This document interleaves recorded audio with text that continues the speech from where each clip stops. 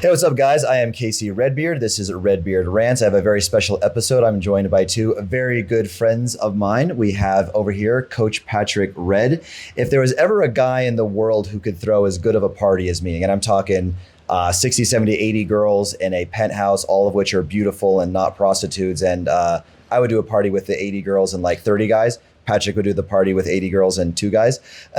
That's more his style. That's it. He also has a company called Elite Lifestyle Mentoring, where he helps guys in a lot of ways, business mentoring, obviously lifestyle mentoring, go figure, women, social skills in general. And I'm also joined by my really good friend, JP. JP is a killer in the high ticket sales game, and just overall a natural with women. He just has a very smooth, very cool style with women. He's a beast, and he's going to give us some good insights for today's topic, and that is, what is a high value woman, if that even exists, right? Depends how you want to define it. More so, not even what's a high value woman, but what makes girlfriend material. What are qualities that you want to find in a woman that you would consider for a relationship, having kids, starting a family with her? What are red flags, things you want to avoid? We all here have like massive, we combined between us, we probably have well over 1,000 confirmed kills.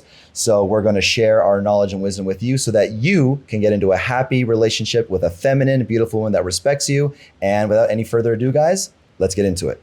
So as I said, we're doing these in no particular order. So I'll start us off, gentlemen. You guys can kind of make your own comments. The first one that I will propose for a high value woman, a girl you want to date, girlfriend material, good girl, whatever you want to call it, would be a small social media, preferably no social media, but, and okay, small social media, very few followers, showing very little skin in her photos. You guys want to add on to this? Why is that important?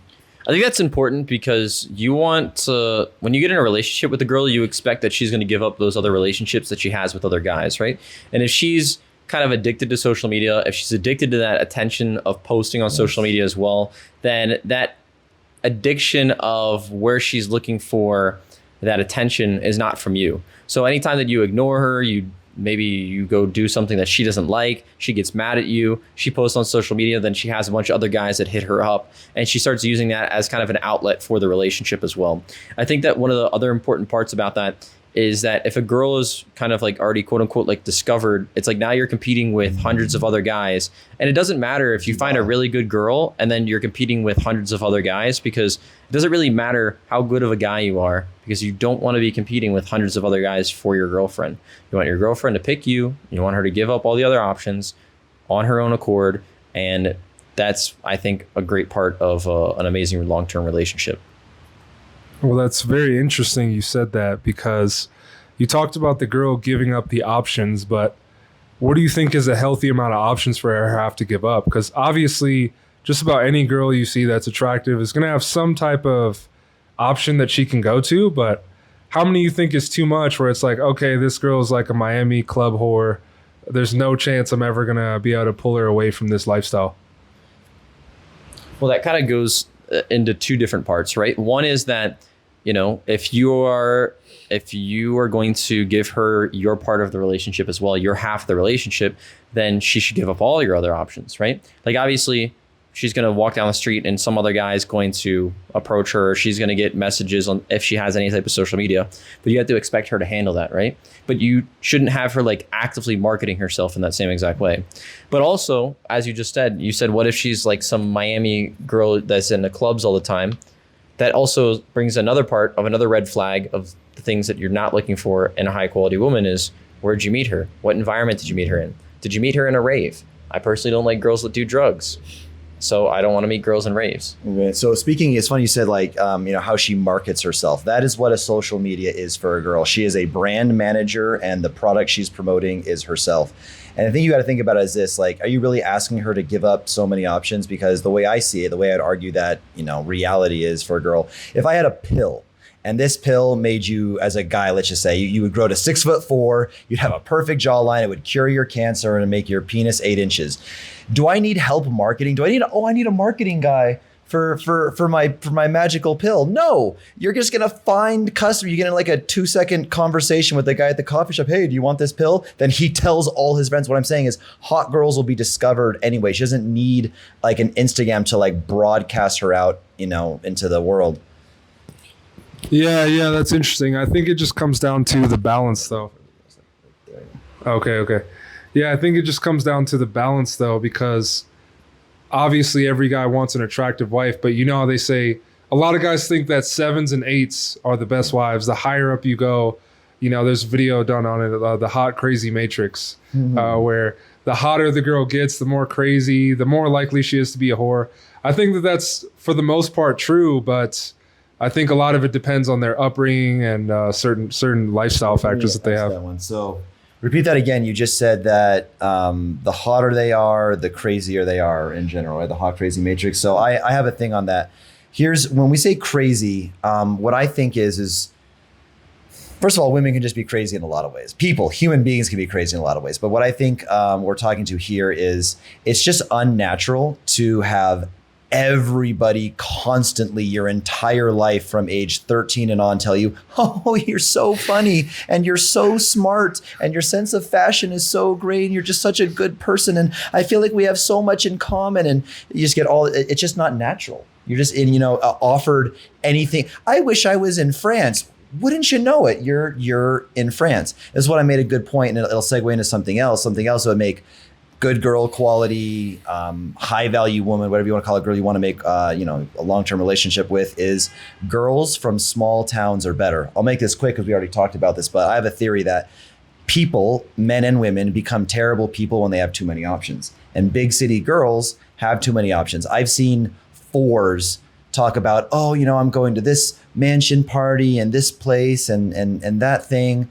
And social media, a girl has a big social media who is in a big city, who's getting all these offers, showing a lot of skin, and keyword, in a big city town like Miami, Los Angeles, you can't impress them. Even if you owned a yacht, you're just another chump with a yacht for that weekend. There's nothing that they haven't seen or experienced. Even beyond what Casey is saying, it's like when you're in a small kind of miss as well when you're in a big city, because in a big city you're meeting so many more people and just naturally in social events, as opposed to in small towns. I feel as though there's not that same push to go out and meet a bunch of new people. It's a lot more like, okay, I have people that I know and sticking with them. Right. And that's the thing is, I think the most important lesson of all is what is going to lead somebody towards the type of girl that they want. Like, what are the green flags and the red flags? I think that's what guys really want to know, because that's the whole reason why we would give a shit about whether a girl's really a whore anyways, because if she's going to do destructive things, at the end of the day, it's going to destroy the guys' lives. And that's, I think, what created the whole red pill movement in the first place, was a whole generation of guys are either incels who can't get any girls, or they're getting divorce raped in court. They're just getting destroyed. And so what needs to happen is guys need to start talking about the red and the green flags. I think small town is one of it's somewhat green flags. Obviously, there still can be girls who are bad from a small town, but I think one of the things that's not really talked about is the relationship with their father and their friends and social circle. Yeah. Hoes. Yeah. Was it birds of a feather flock together, or you're the sum of the people you hang out with, etc.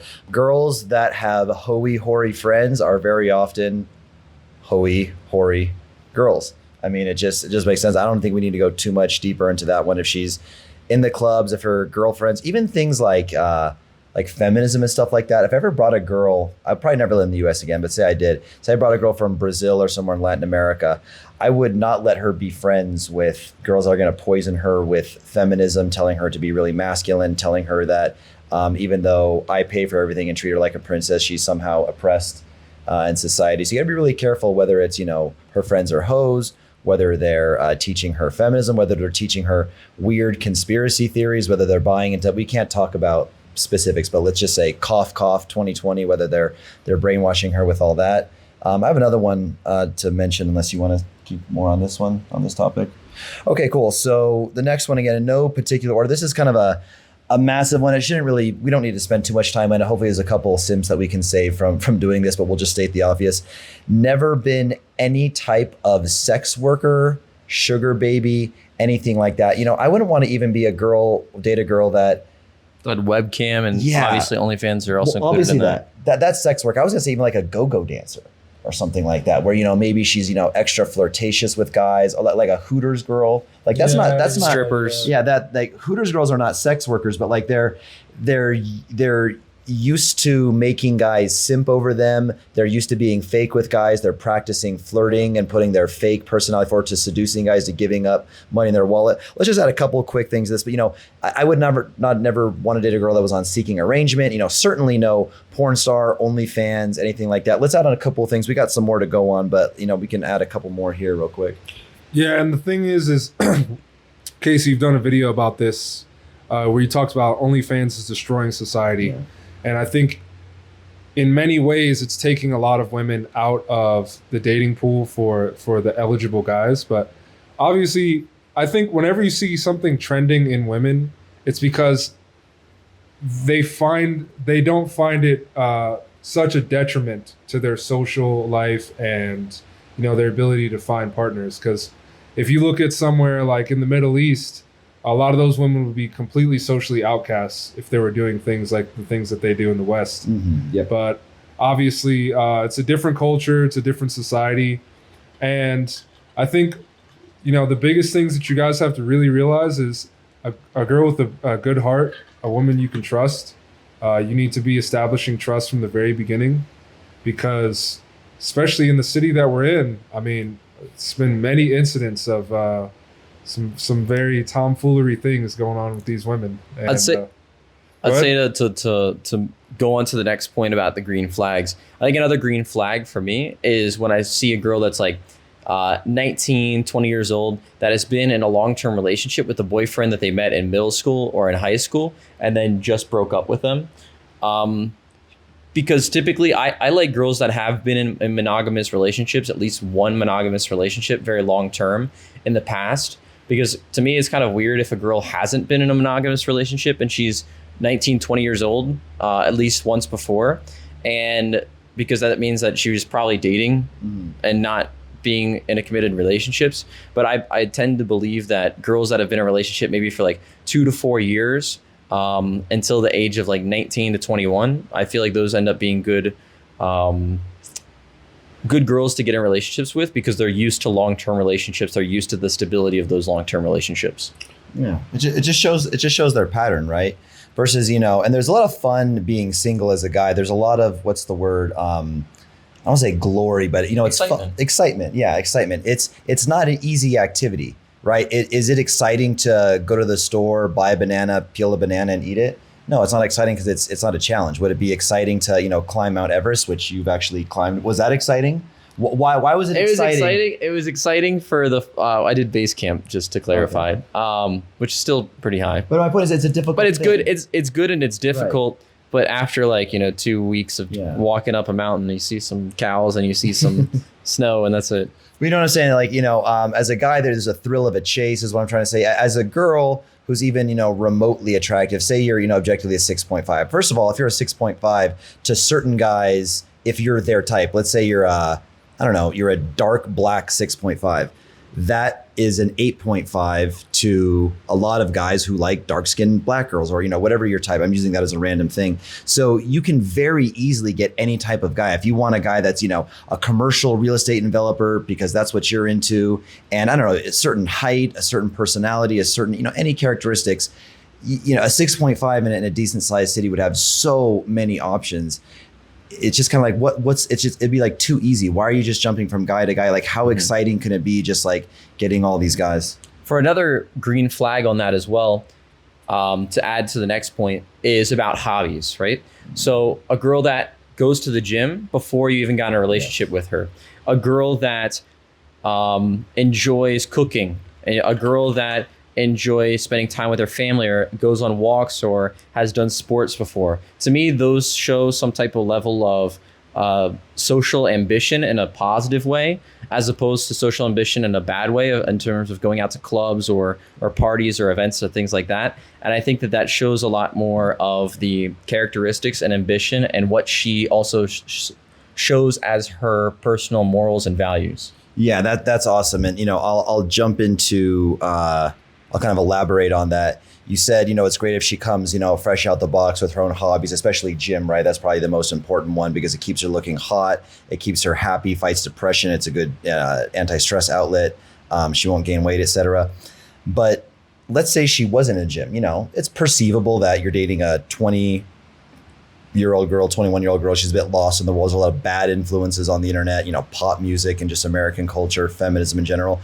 So a girl that is, I'll combine a couple green flags into one. A girl that is coachable, right? So if she wasn't necessarily have all these good habits straight out of the box, you could kind of guide her and coach her. She would, look for a mentor, and she wouldn't be all stubborn and say, no, Casey, I know you're 35. I know you've been extremely successful in business. I know you've traveled the world. I know you speak multiple language. I know you're friends with the most popular influencers and self-help coaches in the world, but I'm 19 and I know more than you. Like, no, you know what I mean? You don't want that. You want to go that's coachable, and that would rely, I'll wrap that into another one, which is being feminine, being coachable, seeking to be the co-pilot to a pilot, and having that, like I said, I'll say it again, coachable or cooperative, we can call it personality, ties in very much with femininity. I think that we could all agree of all things that number one characteristic we look for would be femininity. Yeah, I think you guys touched on a lot of different points there. I think a girl having good habits is something that's really good, but obviously she's going to have holes somewhere, and you're going to have to plug in those holes, and you need a girl that's willing to listen and not think that she's too smart to plug her holes. Yeah, plug in her holes mentally and physically. But the thing is that a question I have for you guys that's interesting is, do you guys think it's worth trying to find an intelligent woman, or do you think it's better just to find a submissive girl? So I think that intelligence kind of goes in two directions, right? In terms of career ambitions, but then also in terms of how hard did they work and what are their morals and values in terms of like how well did they do in school, right? Just because somebody did well in school doesn't necessarily mean that they do well in their career, and doesn't mean that they put their career before everything else, right? So I think that kind of the balance of that is like a girl who has done well in school or has studied up to a higher level of education. I think that it's a really good green flag. A girl that has spent time and goes and studies instead of going out to parties. I think that shows a lot of those other intrinsic characteristics that you'd like to have in a girlfriend. But I don't think necessarily like intelligence, like if a girl's super nerdy and smart, obviously that doesn't outweigh the other faulty characteristics if you're not physically attracted to her, if she's fat, obese. But at the same time, like if you're going to spend a lot of time with this woman, it's going to get very boring if you have nothing that's the ability to even operate at around the same level. Yeah, to connect with her. I think there's something that I heard, I'm not sure how accurate it is, but that you're not going to be able to have a long-term relationship with somebody who's 2 standard deviations of IQ below you. It might be like pretty nerdy lingo to say all that, but I think that because when I was asking about intelligence, I was thinking about the meme. You guys see the meme where it's like dummy, then mid IQ at the bell curve, and then like the genius. Do you think that guys who complain about girls being dumb or thinking all girls are stupid would be happy with a smart genius girl? Or do you think that's too rare to find, or it doesn't matter? Because in my personal experience, even the super smart girls, like I've said before, they always have something that I think that they could do better on that is going to be important for them to want to listen and collaborate with me. Mm-hmm. And that's where sometimes I think about, is it better to just have the 80 IQ who just cooks and does what you're supposed to do? Because men are pretty simple, like, do we really need a smart girl? Like, that's a good question. I think a lot of it comes down. Yeah, that's not a universal thing. For me, the answer is yes. They don't have to be a genius, but if I can't have a good conversation, a deep, stimulating conversation with them, I'm going to get really, really fucking bored. I'm going to be gone. I remember I was dating a girl. I'm still dating this girl, actually. We took a photo of us, and then there were like some people in the background. She's like, oh my God, the photo came out great. But for those people in the background, it'd be so cool if we could use like AI or something to just kind of like, remove those people out of the background. And I said, holy shit, what the fuck did you just say? Well, we could use AI. And I'm like, no, I heard what you said. But the city that we don't even mention it because I've already, whatever. I don't want to get another cancellation. But the city we're in right now, I'll just be honest, is an extremely low IQ city. And a girl from this city would never, ever in a million years. I'd be happy if she could, count from 10 to 0 backwards, that would be a pretty marker of intelligence for this city. So that's part of the reason why I'm moving here. I need, some stimulating conversation. I need the big head and the little head stimulated. And I will say one thing too, unfortunately, generally speaking, not always, there's a lot of exceptions, but generally speaking, the smarter that they get, the more masculine and stubborn they can tend to get. So there's nothing more sexy to me than like a girl who's like, brilliant, but she's, 21, she's coachable, she understands, a guy with a lot more wisdom and experience, she's just kind of follow his lead, but she is, very, very intelligent, keeps me on my toes, and has a lot of interesting things to say. Short intermission. Our friend Patrick Red had some company, which you can see in the background kind of. Anyway, JP, you had another topic you wanted to propose?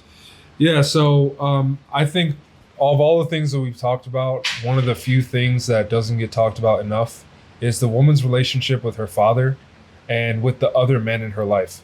I have from personal experience, if her father is a beta male or if he's a cuck, here's all you have to know about how a relationship's going to go with the girl. If I were you and you want to have a serious relationship, meeting the girl's father is going to forecast a lot of things of what's going to happen in your relationship. Because if the guy's a weak role model, she's not going to know how to follow a man. It's not natural for her because she's always had this weak figure. And I think it's going to cause potentially a lot of problems for you. The best type of women in the world are ones who have strong male role models and they have dads who you want to be like. You meet their dad and you're like, this guy is so fucking cool, man. I wish I was like him. I think even beyond that, like, I think that what you said, the father figure is very important. Obviously, the relationship between the mother and the father as well. Are their parents divorced? What type of traumas does she have about relationships? Because she saw certain things when she was growing up. Did her dad leave her mom? Did her mom leave her dad? What were the dynamics between those two people? Because I think that also has that kind of, forecast for what your relationship could end up looking like, or what has the traumas that she's carrying into your relationship. But beyond that, what does the relationship look like with the rest of her family? What does it look like with her grandmother? How often does she call her mom? How often does she call her aunt? How often do they have family reunions and everybody gets together? Yeah. Yeah, if they come from a healthy family, more likely they're going to be able to create a healthy family. Okay, cool. Let's go on to a very, very juicy one. I got a couple on the list here, but this one is probably my favorite. So what I would define, this, not everybody has to think this. This is something that I want in my life at this phase of my life, and I may change. Some people will disagree with me. Not everyone wants this, but I'll say it. For me, a high value woman, long-term relationship, someone I could see building a future with, is a woman who understands that I'm a fucking winner, I'm a high value guy, and I'm gonna fuck other bitches. And that's all there is to it. She can be my number one. She can be the queen. I had a relationship like this with a woman, and our little rules, if you want to call them rules, they weren't rules because I don't fucking obey rules from women, but they were quote unquote guidelines, or I'll call them rules that I kind of wanted to follow anyway. They weren't things that I wanted to break away from anyway, and they were things like never have these other bitches sleep with me in my bed. I broke that one a little bit, but I don't even like having random women sleep in my bed anyway. Plus, it can be dangerous in third world countries. Always use a condom with these other hoes. Never post them on my social media. Only post her on my social media, which I almost never posted her anyway. Only take her on vacation. Only she meets my parents. And there may be a few other little things, but it was just to kind of show that. So maybe even some of those things are like that the girl sets proper boundaries with you about what is going to upset her or not upset her in the relationship? Yeah, because it's about her feeling special and feeling like she's number one, because every girl has to understand the very basics that men are fucking horny creatures, and we see anything with a nice pair of legs and ass and we want to fuck it, right? But women can understand that there's a big difference between lust and connection. Whereas for a woman, it doesn't work that way. So in that relationship that was open for me, it was closed for her, because women cannot separate connection, bonding, chemistry, liking somebody with sex. You can take the sexiest guy in the world, physically, maybe even the way he's talking and his personality is also kind of sexy. Then he says a couple of really offensive things. And then we've all been there, right? You ever had a girl eating out of the palm of your hand. She thought you were the coolest guy ever. You say one fucking dumb thing. Oh, now I don't like you. And she's gone. Does that work like us for me? You're talking to this hottest chick. Usually for me, I said the offensive thing and then she's hooked in the palm of my hand. So, well, that's the thing though. I think personally, if a girl is waiting for me to say the thing or do the thing that gets her off of the horse or gets her off of my team, then she just was barely on my team anyways. You know, like I'm the type of guy, and again, this is another green flag that I've just learned to really go with. Some guys might disagree with me, but I think it's more trouble than it's worth to try to chase girls who aren't extremely interested in you. You want the girl who's super fucking thinks that your daddy, really, you know, wants to invest all her time, all her energy in you from the beginning. I think, and you know that pretty quickly. You know that pretty quickly usually. So trying to chase the girl who's halfway into you and kind of likes you, most of the time, you know, you're wasting your time. And if you ever get that girl, some of those girls end up with the grape accusations. You know, the Tates got bagged up for something like that pretty recently. A lot of guys, you know, they get bagged up by these girls. The girls that love them from the absolute beginning would never do that because they have so much respect and admiration for them.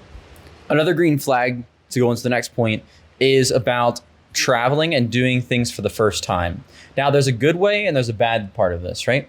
A bad part is like this guy flew her to France or flew her to Bali or flew her to Cabo or flew her to Miami, and she's constantly flying and traveling, either allegedly by herself and not showing kind of who the sponsor is of these things, right? And you're like, oh, there's a picture at the Eiffel Tower, there's a dick. And then you see, oh, there's a picture of the Coliseum, there's another dick. And then you see, oh, there's a picture in Cabo, oh, there's another dick. Oh, there's a picture on a yacht, oh, there's another dick. Now, there's also healthy versions of traveling as well, like traveling with like sports teams or, you know, traveling with your family. And there's definitely healthy versions of that traveling. I think that some guys, as a default in red pill, say, if a girl travels, then she's a hoe. But there's definitely healthy versions of traveling, and maybe these guys haven't seen it. Like, for example, I met this really attractive girl that was in, when I went with my wife in Peru, and we went to this like, was it animal sanctuary? Mm-hmm. And there was this woman from, this 22-year-old girl from England that was volunteering, like in the middle of Peru. And I was like, that was a really cool experience, right? So I don't think sure that's she was a real hottie too, right? I mean, she was pretty hot. Oh, she was? She was pretty Okay. hot. There's You said she's from England, right? Yeah, she's and from she was England. hot? Yeah, she's hot. And she's from England? Yeah, and she was And in she the was middle of hot? Peru. And she's she in was the from middle of England? Peru. And she was Yes. hot? No. So what I'm saying is that like there's a good version of traveling and there's a bad version of traveling. If you see girls, as you want to say, if you want to expand on this, in Dubai, and you know, traveling by themselves. I literally just saw a girl that posted herself in Dubai after she just got out from Miami, after she just was in Vegas. Yeah. And she's like, "Oh my God, I love Dubai. It's amazing. Thank you, God." And then was on the balcony in a bikini. And then the next clip is her laying in a bed saying, "Oh, by the way, subscribe to my OnlyFans." I said this before in like some shorts I've made. I don't follow too many broke guys or hang out with many broke guys, but I have some broke guys in my social media. What do broke guys do when they post stories on Instagram? If they have anything to post at all, they do boring broke guy shit. What do broke bitches post on their Instagram? Exactly. Eiffel Tower, Dubai. What is the top thing on my list, JP? What's that say right there? Dubai. Any bitch who's ever been to fucking Dubai, I would discount for any long-term relationship. That would be recreational use only. My favorite slang term of all time is in Portuguese, and it's velho da lancha. Velho da lancha. That means the old guy on the boat. And it means sugar daddy, basically, because what happens is all these girls are dancing in bikinis, they're in Tulum, they're on yachts, they're on boats, and they film everything. They film the girls that like themselves. They film the water, they film, you know, the yacht, the scenery. What's the one thing that they never film? The guy. The old guy on the boat. It's like the soft boyfriend. The soft boyfriend, Yeah. where they post the guy's hand or Yeah. something like that, but they don't post his face. Like at dinner. Yeah. So that's another thing, going back to kind of the social media thing. So much that you can tell so many insights to a girl's social media. Like I said, going back to repeat what I just said about broke bitches. We live in a city, it's a third world country right now, and all these bitches are broke. But you'll see them, they're at, you know, I mean, the city's getting gentrified, it's getting expensive. You know, dinner or drinks at a really nice restaurant could be upwards of, you know, 40, 50, 60 bucks per person, depending on where it is, right? And you'll see these girls, they're at a place where they serve the drinks, where they, you know, it comes in like a glass dome, and then they take off the dome, and then they set the little piece of cinnamon on fire, and then it's like a show for just like your little dumbass cocktail. But like, bitch, that drink was probably like $30 US. you make $300 a month. You spent 10% of your monthly salary on a single drink. Like, you know, I've seen some that's girls do another it. dick. I've seen some girls do it by themselves, but most of the time it's not. But they also have 99% of the OnlyFans time it's not. Yeah. Anything you want to add in on this, JP, or do you have a new one? You want to talk about the travel, the social media, whatever, or just something new? What do you got to say? Well, actually, I want to circle back to something that you said about the girl has to know that you're a boss and she has to let you have other girls around and have a rotation. How do you think guys can know that they have the right girl to do that? Or do you think any guy can train their girl to allow them to have a rotation? Time in the relationship. So just like any expectations that you set for like an employee of a business, you have to have some type of experience in the past to be able to set good, proper expectations for future relationships. If you go in, if your employee comes into the job and on the first day and he says, hey, when are my working hours? Whenever. No matter what, you're going to end up failing as a boss, right? Yeah. Because you didn't set proper expectations in the beginning. Right. Now, if the employee comes in and you set the proper expectations in the beginning and the employee then performs well in that job for a while, then he gets a promotion. Mm-hmm. So in the same exact way, you don't go with an employee walks in on the first day and you're like, hey, you want to be the CEO? Of course not. It's the same thing with women. You're not making them your girlfriend right away. You're not making them your queen right away. You're not making them your wife right away. Time, they prove themselves with your expectations, they get a promotion. So if you set those expectations up front and they keep getting promoted, well, then that's how you know you have a good girl. But do you think that you should show the girl immediately? Because I've done this. I'll comment on that when you finish. But Yeah, and I've done this accidentally where women leave stuff in my house and they mark their territory. That's how they do it. Accident. Yeah, accidentally leave the hairbrush, leave the panties, leave the socks. Or take your shirt or take your hoodie. Yeah, take your hoodie, all that. And so I'm saying, do you let those accidental signs be the expectations, or do you straight up tell them, hey, this is what it is? Like, how do you let them know that this is what you want? Because I think if you're not direct, it can backfire on you. So I believe in the the cigarettes and heroin strategy, which is they try I it. haven't heard this strategy. They- Does this work on Instagram too? Give the bitches heroin. No. Everybody thinks that let's just focus on cigarettes, right? Maybe heroin too, but everyone thinks they're going to do heroin or some hard drug just once in a while or just once, or I'll smoke a cigarette, socially on the weekend, blah, blah, blah. But then next thing they know, they're like completely addicted to cigarettes. So where I'm going with this is you date the girl casually. You don't mention anything about like your future plans to say, hey, the way this is going to work is you're going to be my main girl and there's going to be special privileges reserved for only you, but I'm going to fuck other hoes on the side. You don't do that right away because then she'll never take you seriously from the beginning. She'll keep distant from you. She'll start dating other guys. You get them to basically fall in love with you first. And a girl, especially, the right type of girl, the right type of connection, especially if she's younger, she can, kind of sort of begin falling in love with you within, 8 weeks, 12 weeks sometimes. It doesn't take a long time if you have, the right girl. And then kind of when it's like too late, she's already too invested, she's already too in love with you. Because most girls would describe themselves like, I would never do that, I would never do that. But with the right guy, they would. And to further prove that, on my friend's podcast, the Fresh and Fit podcast, Myron always asks these girls this exact same question. Would you let your man fuck other girls? They go around the panel. Oh, hell no, I ain't gonna do that, no. And then, they all say the same thing as, okay, cool. So yeah, no. Okay, no's all around the board. What if your boyfriend was Drake? Oh, well, if my boyfriend was Drake, yeah, then of course I'd let him do This it. is 100% true. So it comes down to, It's like the same thing much about value you Bad have. Bunny with Yeah. Latina girls. So the thing is, it comes down to how much value you have. You might be thinking, well, I can never have as much value as Drake has. So you're saying, okay, cool. I have to have like this insane amount of value. Once a girl is deeply, deeply in love with you, in her mind, you could have near the same value as a Drake or a Bad Bunny. Yeah, so in that case, what you would recommend if you were coaching a guy on this professionally and he was asking you for advice, you would tell him, essentially, it's a bait and switch where It's not a bait and switch, you man. don't lie. It's not a bait and switch. You Not a just, bait you and just switch. you avoid and then tell. It's like right, but you're not direct about it. If we I take guess. this back to the employee boss conversation, because I think it'll make it a little bit simpler to take it out of context in a different way, is that like you don't tell your employee on the first day of his job, hey, you could eventually become the CEO of this company. Because it's not setting proper expectations either. Because obviously, if he doesn't put in the work, if he's not the good fit, then you're not going to even offer him that position, right? Mm-hmm. But if you say, hey, if you work hard, you will get X, Y, Z. We can go do this trip together. We can go do this thing in the future together, right? So it's like kind of trust built over time. Yeah. It's kind of like you said. You said reward good behavior, ignore bad behavior. Something you talked about before. Yeah.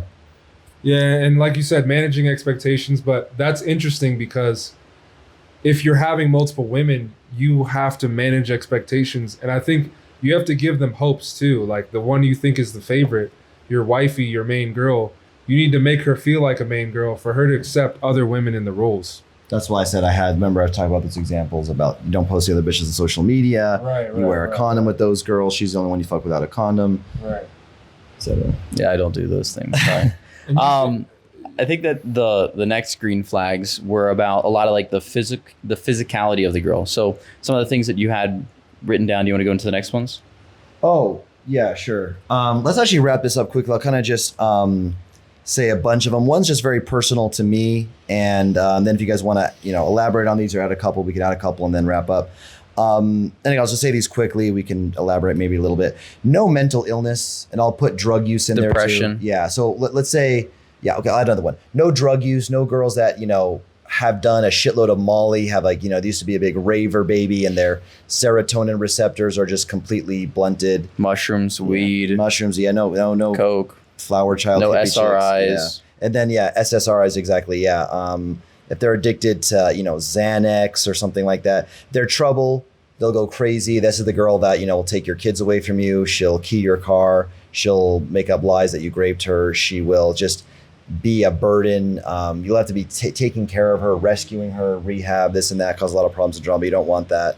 Do we want to elaborate that? I think this is pretty obvious. Let's sort of wrap this up quickly, but I don't think we need to. No, I think that. Low number of tattoos. Yeah, that's low that's body yeah, counts. Yeah. I don't think you don't like tattoos at all. Yeah, I hate tattoos. I enjoy tattoos, but I think that there's also an association of somebody who tends to do drugs. I would bet you there's probably some type of correlation between those things as well. I'll just say this. When was the last time, I don't know if you guys like animals. I love animals. I'm a big animal lover. When was the last time you looked at a bald eagle or a peacock or a beautiful, majestic tiger and you said, God, look at that gorgeous, Bengal tiger in all his glory. But you know what? I bet you that tiger would look better with some fucking flames and skulls and fucking Super Mario Brothers cool. tattooed on him. Like the tiger is gorgeous the way nature made him, like a cheetah, it's just, he's perfect the way he is. Doesn't need a fucking. But I still like plastic surgery though. I like plastic surgery. I like lip if you want to go to fillers. double D's, that's fine. I don't like, I like no. BBLs. BBLs, fat injection is fine. We said no to low body count. That goes without saying. I think that's a classic standard one. Yeah, it affects their ability to pair bond. They are more transient with guys. They're less relationship material. You're going to be made fun of as the guy. If she obviously has more guys that she's slept with in the past, you're going to be embarrassing. humiliated. To know your girl was a hoe. Okay, any last minute ones that maybe came fresh to your mind, or do you want to elaborate on anything, JP? I'm pretty much done here. I think the biggest lesson through all this, guys, is it's going to take trial and error. You're not going to get it on the first time. Very true. Don't expect yourself to think you have all the answers with women, because even the experts still make mistakes. I think the biggest thing that you need to do is constantly test your girl. No matter how deep you are into the relationship, constantly test and continue to qualify. With Patrick's analogy about the company, as you promote somebody through the company, they're constantly given new challenges and new barriers that they have to cross to get to the next level. And by the time somebody's worked at a company for 20 years, then they can become CEO. You should treat your woman the same way, where she needs to constantly break through new challenges, new tests, new barriers, prove herself more.